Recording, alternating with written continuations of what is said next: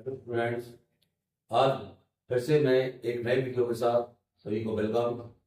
Channel में हार्दिक स्वागत।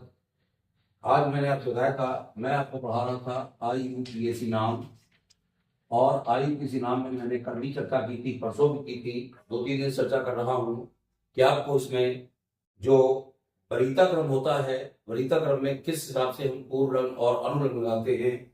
जो सबसे ऊपर क्रमबद्ध तरीके से होते हैं उन्हें हम अनुलग्न के रूप में मानते हैं, और जो नीचे आते हैं देते हैं उन्हें पूर्ण के रूप में मानते हैं। यदि एक या एक से अधिक क्रियात्मक समूह आपके साथ आ रहा है तो इसको जरूर नोट करें। सबसे पहला मैंने समूह यहाँ लिखा COOH, इसको कहते हैं कार्बोक्सिलिक अम्ल, और यहाँ बताऊंगा मैं इसको पूर्वलग्न, और यहाँ बताऊंगा अनुलग्न। अनुलग्न में IUPAC नाम के रूप में क्या लिखते हैं, और पूर्वलग्न में क्या लिखते हैं। पूर्वलग्न में इसका नाम होता है कार्बोक्सी। क्या होता है? कार्बोक्सी। और अनुलग्न में इसको लगाते हैं ओइक अम्ल। ओइक अम्ल कहां पे लगाते हैं? एल्केन श्रृंखला की अंत की ई को हटा करके ओइक अम्ल जोड़ते हैं और इसको कार्बोक्सी लिखते हैं। लेकिन ये चूंकि सबसे ऊपर आता वरीयता क्रम में, तो ये आपका क्या है? ये है वरीयता क्रम, इसलिए इसको पूर्वलग्न के रूप में कभी नहीं लिखा जाता है। ये आपके क्रियात्मक समूह हैं, क्रियात्मक समूह। और ये क्रियात्मक समूह इसको पढ़ते हैं कार्बोक्सिलिक अम्ल, और जब ये उसमें आता है पूर्वलग्न में तो कार्बोक्सी, और इसको अनुलग्न के रूप में ओइक अम्ल लिखा जाता है। नंबर 2 पे आता है SO3H, इसको पढ़ते हैं यहां पे पूर्वलग्न में सल्फो। यदि SO3H जुड़ा होगा तो क्या लिखेंगे? पूर्वलग्न में सल्फो लिखेंगे, और यहां अंत में आएगा तो अनुलग्न के रूप में इसको लिखेंगे सल्फोनिक अम्ल। क्योंकि SO3 लगा है, सल्फर समूह है, तो इसको सल्फोनिक अम्ल लिखते हैं। ये ध्यान रखिएगा। अगला आता है COOR, इसको यहां पर लिखते हैं एस्टर। क्या लिखते हैं? एस्टर। और इसमें यहां पर कार्ब एल्कॉक्सी लिखते हैं, कार्ब एल्कॉक्सी ये लिखते हैं पूर्वलग्न में, और इसको अनुलग्न के रूप में एल्किल कार्बोक्सिलेट क्या लिखते हैं? एल्किल कार्बोक्सिलेट क्या लिखते हैं? कार्बोक्सिलेट लिखते हैं। इसमें एस्टर कहलाता है, ये क्या कहलाता है? एस्टर।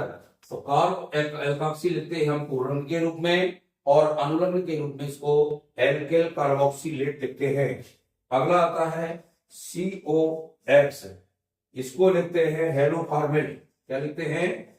हेलोफार्मिल।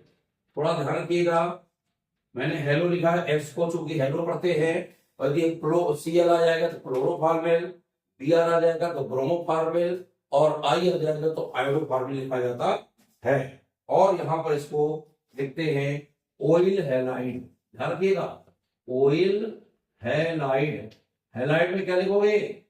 Cl होगा तो क्लोराइड, Br होगा तो ब्रोमाइड, और I होगा तो आयोडाइड लिखा जाता है। COS के बाद आता है CONH2, इसको पढ़ते हैं एमाइड, और यहां पढ़ेंगे कार्बेमाइल। क्या पढ़ेंगे? पूर्वलग्न में पढ़ते इसको कार्बोमाइल, कार्बोमाइल पढ़ते हैं, और यहां पर इसको एमाइड क्या पढ़ते हैं? एमाइड लिखते हैं। ये एमाइड है, और एमाइड ना लिखना हो तो इसको लिखते हैं कार्बोनामाइड।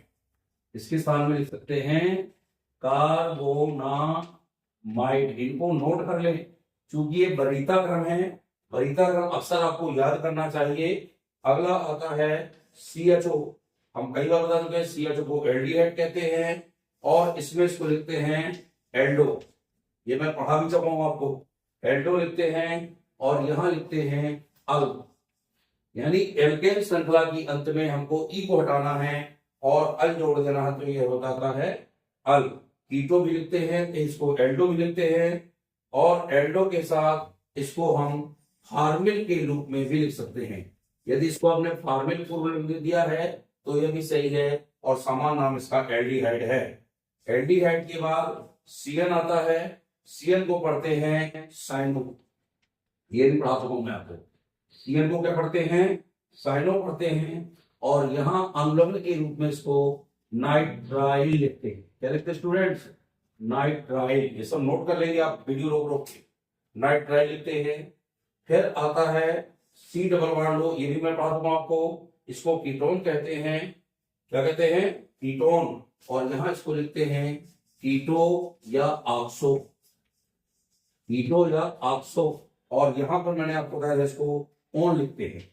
हमने इसको ऊपर बताया था प्रोपेनोन, ब्यूटेनोन, पेंटेनोन, इस तरफ से ओन लिखते हैं। इसके बाद आता है आपका OH जो एल्कोहल कहलाता है। इसको यहाँ पे हाइड्रोक्सी लिखते हैं। क्या लिखते हैं? हाइड्रोक्सी। और यहाँ पर अम्ल के रूप में इसको ऑल लिखते हैं। ऑल। CHO को अल और OH को ऑल लिखते हैं। अब आता है एसएच। एसएच को बता दूं मैं थायो कहते हैं। और यहाँ इसको मरकेप्टो कहेंगे पूर्ण में। क्या कहेंगे? मरकेप्टो। ध्यान रखिएगा, यहाँ इसको मरकेप्टो कहते हैं और यहाँ इसको थायोल कहते हैं। क्या कहते हैं? थायोल। थायोल कहते हैं, ये ध्यान रखिएगा। फिर NH2। NH2 को पढ़ते हैं एमीन। यहाँ पे एमिनो आएगा पूर्ण में, एमिनो। और यहाँ पे आएगा एमीन। एमीन आता है, ये आपको ध्यान रखिएगा। फिर आता है वही ऊपर लिख दूं मैं, शायद नीचे आपको दिख ना रहा होगा, तो ये आपने नोट कर लिए होंगे। नहीं किए हो तो इनको नोट जरूर कर लेना। और नोट करने के बाद ही आपको कंफर्मेशन होगा कि हमें इसकी तरफ से आगे चलना है। अगला आता है C डबल बॉन्ड C। इसको मालूम है आपको, एल्कीन कहते हैं, पूर्ण कुछ नहीं इसका। और यहाँ करते हैं सीधे इन, इसका पूर्ण नहीं होता। और इसके बाद C डबल बॉन्ड C, ये कहता है, यहां लिखते हैं आयन, इसका भी पूर्ण नहीं लिखा जाता। यदि इन और आयन एक ही क्रियात्मक समूह आते बार बार, तो दोनों को आयन भी लिखते हैं और इन भी लिखते हैं, अलग अलग नहीं करते। और अंत में आता है N डबल बॉन्ड N, इसको लिखते हैं एजो पूर्ण में, और इसका अनुलग्न नहीं होता है। ये आपको क्रमबद्ध तरीके से रट लेना है, यानी याद करना है। और जब ये आप पूर्ण रूप से इनको रट लेंगे तो फिर आप इनके नामकरण करने में आपको कोई समस्या नहीं आएगी। यानी ये वरीयता क्रम हमने लिख दिया है।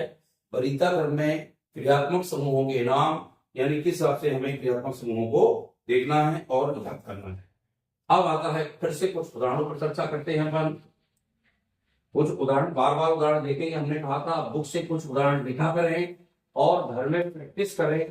प्रैक्टिस करने पर आपको कोई ऐसा हो जो आपको समझ में ना रहा हो, उसे कमेंट द्वारा पूछें या क्लास लिख दे, पेज नंबर लिख दे। उस पेज से मैं देखकर आपको यहाँ पर बता दूंगा कि उसका नाम क्या बनेगा और कैसे बनेगा, ये मैं आपको बार बार बताऊंगा। अब मैं कोई उदाहरण फिर से चलता हूँ।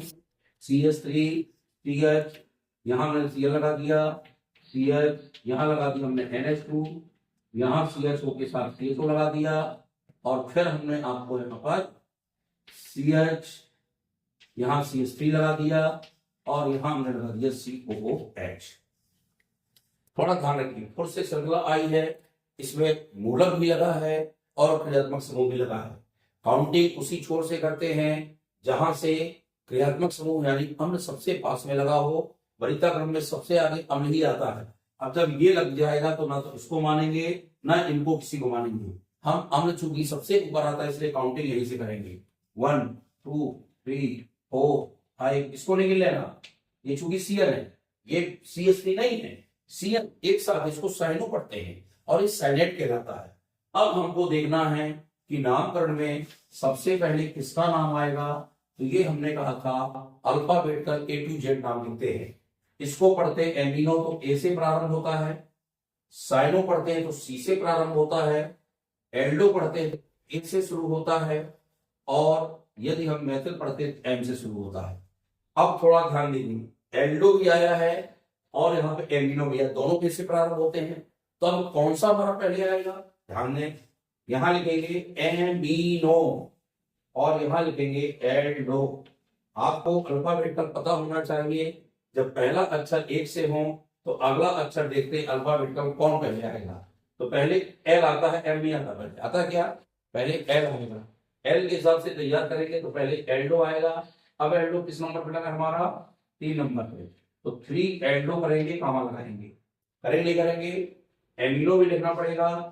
4 में यहाँ पे एमिनो लगा है तो एमिनो हमने लिख लिया।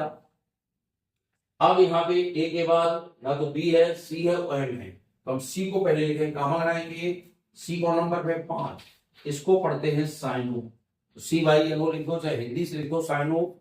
फिर से आगे बढ़ेंगे, यहाँ पे मेथिल लगा है कौन नंबर पे 2 में, तो 2 लिखेंगे यहाँ पे मेथिल, इतना लिखोगे, फिर यहाँ पे कामा नहीं लगेगा क्योंकि अब हमारा कोई अम्ल लगना है, चूंकि अल्कन माना है, और 6 में बनता है हेक्सेन, 1 लगाएंगे और यहाँ लिखेंगे हेक्सेनोइक एसिड, अम्ल लिख दो, चाहे हिंदी से लिखो आप 3 एल्डो ऐसा लिख सकते हैं, इसको एल्डो ऐसा लिखेंगे, एमिनो है तो ऐसा लिखेंगे, मेथिल है, साइनो है तो साइनो को ऐसा लिखेंगे, अंक जो कहते लिखेंगे, और मेथिल है तो मेथिल लिखेंगे, उसके आगे अंक लगाएंगे, 1 लगाकर यहाँ लिखेंगे हेक्सेनोइक, हेक्सेन में कोई अम्ल लगेगा तो हेक्सेनोइक अम्ल बनेगा।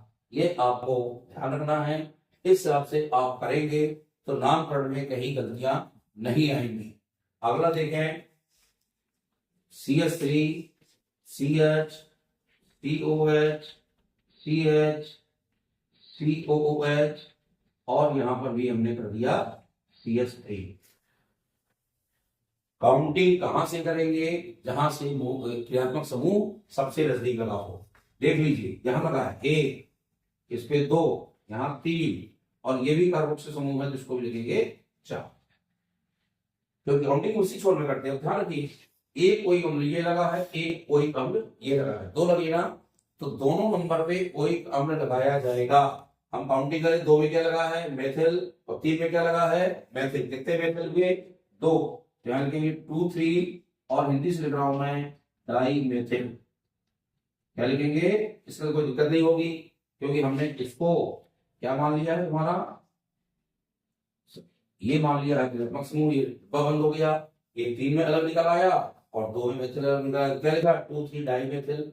अब आप थोड़ा सा ध्यान रखिए, 4 में क्या बनता है ब्यूटेन, क्या बनता है ब्यूटेन, तो हम यहाँ पे 1 2 नहीं लिखेंगे, सबसे पहले लिखेंगे ब्यूट, लिखेंगे ना, और 1 में भी ओइक है और 4 में भी है, 1 4 कितने ओइक है 2, यहाँ लिखेंगे डाई ओइक अम्ल लिखा जाएगा, डाई ओइक, क्योंकि 2 ओइक लगे हैं इसलिए ब्यूट के बाद हमें 1 4, 1 में भी ओइक है और 4 में भी ओइक है, 1 4 डाई ओइक अम्ल लिखेंगे, और यहाँ पे ब्यूटेन लिख सकते हैं, यदि ब्यूट लिखना है तो भी सही है, यदि आपने ब्यूटेन लिख दिया तो भी सही, ब्यूटेन को 1 4 डाई ओइक अम्ल, क्योंकि ब्यूटेन के अंतर्गत ही ओइक अम्ल आएगा, इसकी अंत की ई को हटा करके ओइक जोड़ा जाता है तो यहाँ पे डाई ओइक अम्ल आता है। इस प्रकार से हमको नामकरण करना है, नामकरण के बहुत सारे मैंने नियम पढ़ाए हैं और वह आपको बार बार देखना है, कई उदाहरण भी मैं आपको बीच बीच में बताता रहूंगा, और यदि आपको वीडियो अच्छा लगा हो